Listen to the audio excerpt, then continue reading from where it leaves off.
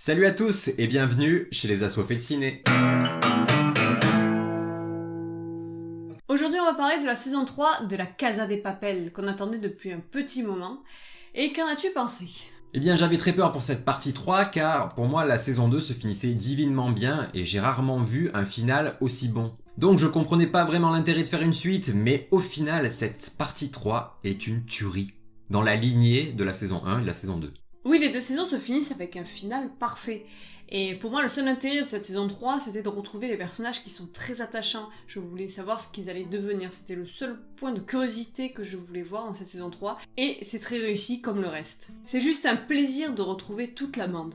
Il y a quelques petits défauts et quelques petites faiblesses, mais c'est vite oublié grâce aux personnages qui sont attachants et à des situations qui sont vraiment prenantes. Certains pourront voir une sorte de répétition de scénario par rapport aux deux premières saisons, mais moi je trouve qu'on reste dans l'essence de la Casa de Papel, ce qui plaît. D'ailleurs si t'étais dans la série, si tu faisais partie de la bande, tu serais quelle ville ? Cancun. Très bien. Cancun. Maintenant qu'on a donné notre avis général, on va entrer dans une partie avec des spoilers. Donc, si vous n'avez pas vu cette saison, boum boum ciao. Et si vous n'avez jamais vu la Casa des Papel, dépêchez-vous de le voir.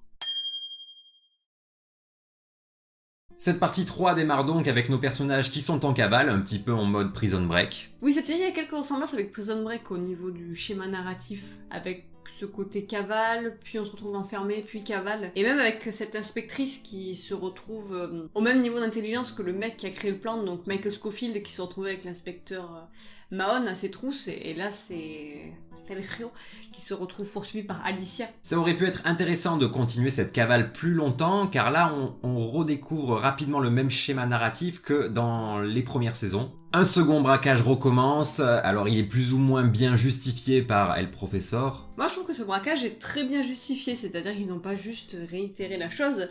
D'abord c'est pour récupérer Rio, et en plus c'est pour rendre hommage à Berlin, pour qu'il continue à vivre à travers cet élan de créativité qu'il avait eu, parce que je trouve qu'ils ont très bien réintroduit Berlin dans la série en fait.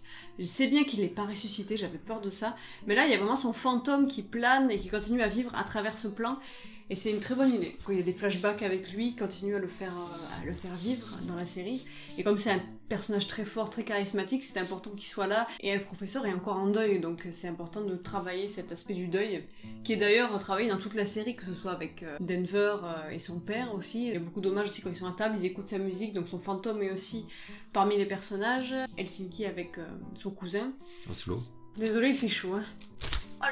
Ce que je voulais dire par plus ou moins bien justifié, c'est que je pense qu'il y avait plein d'autres moyens pour sauver Rio que faire un braquage. Qu'est-ce que t'en penses ? Chelou, toi.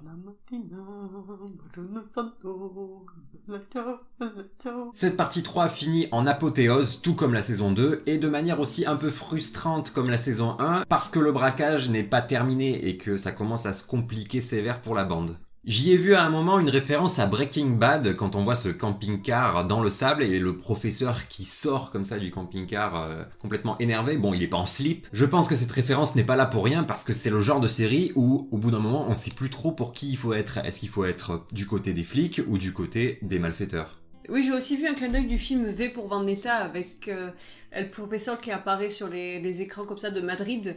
Ça rappelle V qui apparaît sur les écrans de Londres avec cet aspect faites la révolution, le peuple, soulevez-vous.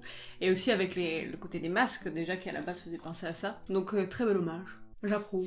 C'est étrange parce que dans cette série, les moments que j'ai le plus appréciés, c'est le moment où les personnages sont réunis à table. C'est des moments émouvants, forts. Et bon, comme j'ai un petit côté espagnol, moi ça me rappelle des repas de famille partagés comme ça dans la convivialité et dans le rire.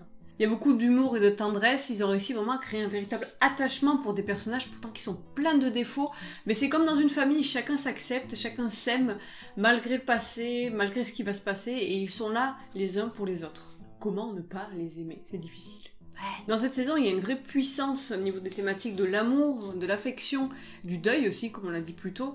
Mais l'amour est vraiment mis en avant. Il y a plusieurs scènes qui sont très fortes, qui m'ont donné quelques larmichettes, j'avoue. Je pense à la scène entre Nairobi et Palerme, quand Nairobi lui explique ce qu'est l'amour, vu que Palerme, lui, fait complètement abstraction de l'amour depuis qu'il a eu cette déception et ce vide en lui. Oui, c'est vraiment une scène super émouvante et super forte avec Helsinki, Palerme et Nairobi. et cette déclaration d'amour que fait Nairobi à Elzinski. Elzinski qui est d'ailleurs mieux développé dans cette partie 3 et ça fait plaisir. Oui, il y a les relations amoureuses, donc aussi Sergio, le professeur, et Raquel, leur relation est très bien développée, très profonde et très touchante, surtout à la fin, donc avec ce professeur qui est complètement anéanti, c'était vraiment prenant, cette femme m'a tué. J'étais en mode, j'étais sur mon canapé, j'étais en mode, je n'en peux plus, qu'est-ce que vous faites au pauvre professeur? Déjà vous lui prenez son grand frère, et maintenant vous lui prenez sa meuf, son premier amour, c'est horrible, mais c'était très bien tourné, parce que voilà, c'est un plan machiavélique. J'ai quand même cru un long moment qu'elle était morte.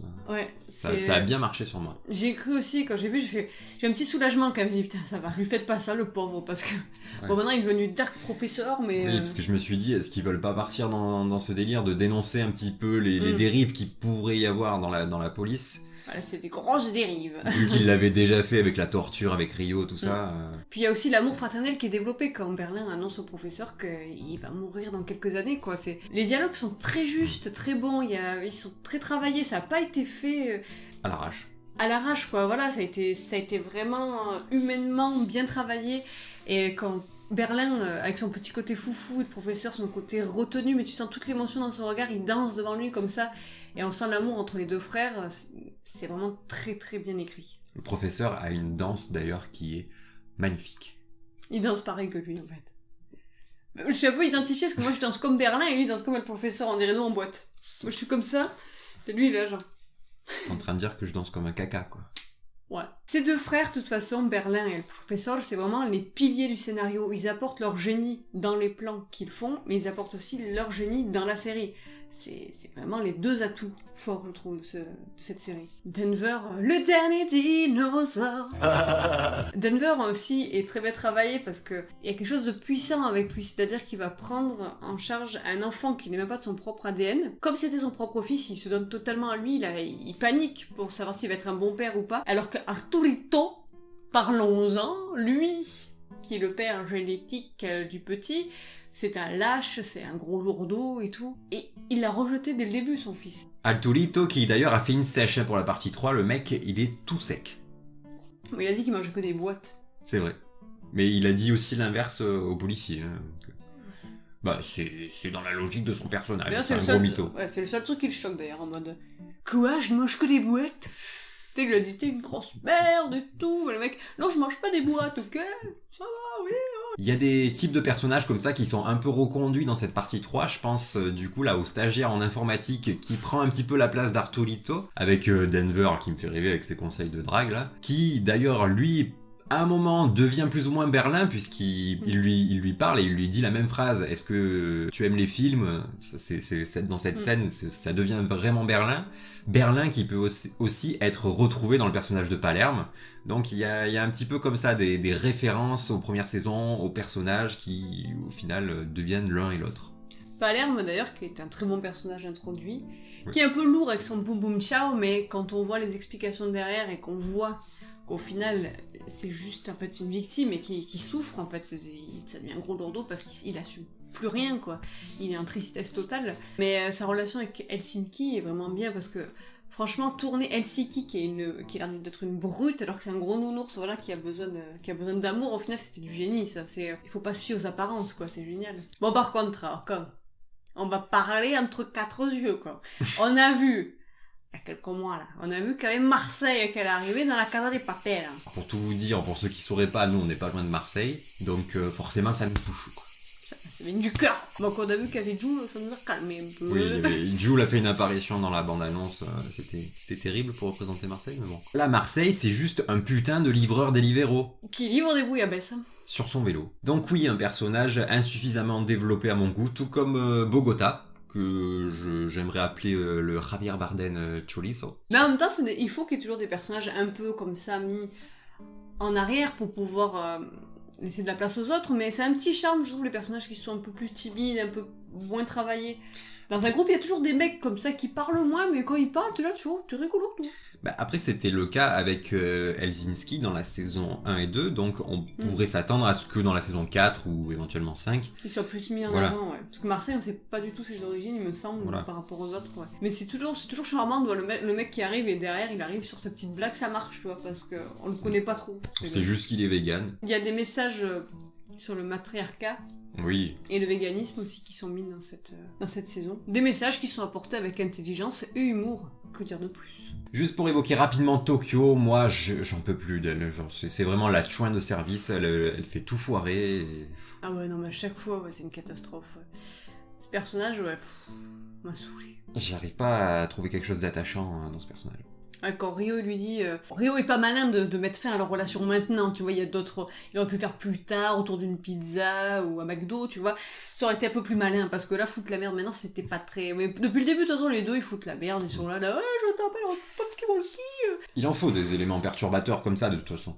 Ah oui, il en faut peu pour être heureux. Mais heureusement qu'ils sont là, parce que c'est sûr que les autres sont trop intelligents pour foutre la merde comme ça. Oui. Mais ouais, quand Rio il lui dit c'est fini, moi j'étais en mode enfin gars, putain, la meuf elle te dit ouais, j'ai envie de partir. Ah ouais, partons. Non mais sans toi en fait. J'ai envie de, voilà, plus voir ta gueule, mais je t'aime. Psychopathe, Rio, pars loin. Même l'inspectrice avec ses sucettes, elle est moins bizarre. Elle est rousse en plus. Parlons de la véritable héroïne de la Casa des Papel, une vraie femme, une femme badass, magnifique. Nairobi. J'hésitais avec Berlin, mais je sais pas pourquoi. Berlin, il représente toutes les femmes. Ah, elles le veulent toutes. Berlin, c'est comme un attrape-moustique, hein. Tu le mets dans une pièce, comme ça, toutes les femmes arrivent autour, là. Donc Nairobi, oui, qui, j'espère d'ailleurs, va survivre dans la suite, parce que moi, Ça- personnellement, c'est mon personnage préféré. Ouais, je l'adore aussi, mais ça pue, hein, parce que elle avait l'air bien blanche, là. À mon avis, ouais, ça va commencer par encore du deuil, quoi. C'est dommage. Parce que ce personnage était vraiment intéressant, mais bon. Ce qu'on peut noter, c'est que dans cette partie 3, il n'y a pas de mort. Il n'y a pas de mort dans les personnages principaux comparé aux autres saisons. Mais ouais, le plan de l'inspectrice était bien mené, parce que là, on voit que les citoyens qui défendaient le groupe sont un peu choqués de voir cette attaque contre les policiers qui sont en train de brûler vifs sur la place, là. On voit que ça va changer, quoi, donc ça va rentrer... L'opinion du public commence à... Ouais. à l'opinion publique en train de virer, quoi. Donc j'espère quand même qu'ils vont... Enfin, on verra, mais c'est dommage qu'ils se fassent niquer sur ça, quoi. Une scène que j'ai bien aimée aussi, c'est Raquel qui dit au professeur... enlève ce pyjama de bibliothécaire. Allez hop. Et puis bien sûr, le professeur qui sort sa meilleure réplique, la fameuse... J'ai eu peur de ce que t'allais dire, hein, qui sort... tu peux pas savoir ce qui sort. Il l'a sorti, en tout cas. Tous les parents vont dire ça à leurs enfants, maintenant. À la cama. En plus, il monte sa montre comme ça, genre... Qu'on pourrait traduire par au lit, quoi. Enfin, pour ceux qui regardent la VF, du coup, Oui, ils vont voilà, pas ouais. comprendre, mais... Au lit, ouais, j'adore, il y a tout le monde qui se bat dans le couloir et tout, le mec qui sort, il fait oh là, oh là, oh, oh, oh, au lit, oh, à la cama, oh. Est-ce qu'on en parle juste que Rio, c'est le sosie de Max Boublil, quand même? Est-ce qu'on est d'accord? Est-ce que dans les commentaires, vous pouvez approuver ceci, s'il vous plaît? Ce soir, tu vas prendre, oh. Pour la musique, on a droit à plus de musique, je trouve, avec un savoureux mélange rock et parfois musique classique. Ah non, Berlin qui danse sur Guantanamera, Guantanamera, c'était magique, ça. Il y a tellement de rock que parfois on se croirait dans Peaky Blinders, quoi. Ouais, c'est vrai, il y a un petit côté Peaky Blinders. Parfois, je trouve qu'il y a un peu trop de musique, c'est pas obligatoire, ils ont voulu donner un petit côté funky. Et badass, surtout. Ouais, mais voilà, ça appuie parfois le côté badass. Par exemple, quand Nairobi est en train de nager comme ça dans le coffre-fort, là, c'est avec ta petite musique, quand même, ça envoie. Après, il y a des petits trucs, tu te dis pourquoi ils ont pas pensé, mais tu me diras, ils pensent tellement à tout, ils pensent à faire de la chirurgie pour enlever les micros et tout. Mais déjà, le premier truc, les gars, n'allez pas aux fenêtres. Ah oui. Il y a des snipers, c'est un peu dangereux, n'est-ce pas Nairobi? Aussi, par rapport à Raquel, c'est vrai qu'elle aurait peut-être dû mieux planquer sa fille et sa mère, quoi, parce que c'est un peu tes points faibles, tu sais qu'on va jouer sur ça. Nairobi, c'est ça aussi, mais bon, on lui a enlevé, donc elle sait plus trop où est son fils. Et tu sais que les gosses et les parents, ça va être le premier truc qui va être mis sur la table pour dire tiens, arrête tes conneries, quoi, donc... En même temps, le plan paraît tellement parfait à chaque fois, le plan du professeur. Il faut bien qu'il y a des moments, il y ait des petites erreurs. Et d'ailleurs, heureusement, enfin j'ai envie de dire... Oui, c'est pour le scénario. J'aime bien que au final, cette partie 3 finisse dans ce suspense-là. Parce que vraiment, là, on a l'impression que la police va enfin réussir à les avoir, quoi. Oui, heureusement qu'il y a cette inspectrice, parce que la police, sinon, ils passaient peu pour des glandus depuis le début, là, entre ceux qui comprennent rien et ceux juste qui tombent amoureux, tu vois, genre en mode...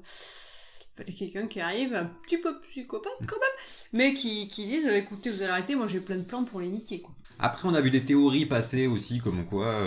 Ah oui, par rapport à Tatiana. Ouais, comme quoi Tatiana, donc celle qu'on voit dans les flashbacks, là, qui était en couple avec Berlin, serait la sœur de... Alicia. Oui, voilà, Alicia. Bon, bah après, comme dirait Denver, vos théories sont un petit peu pourries, mais bien rythmées, voilà, donc on peut pas savoir ce qui va se passer. Alors, beau faire des théories, mais c'est vrai que je pense que Tatiana et l'inspectrice, ça je sais pas, ça sent quelque chose. Il y a un petit air où On verra plus tard, Ouais, mais... pourquoi pas.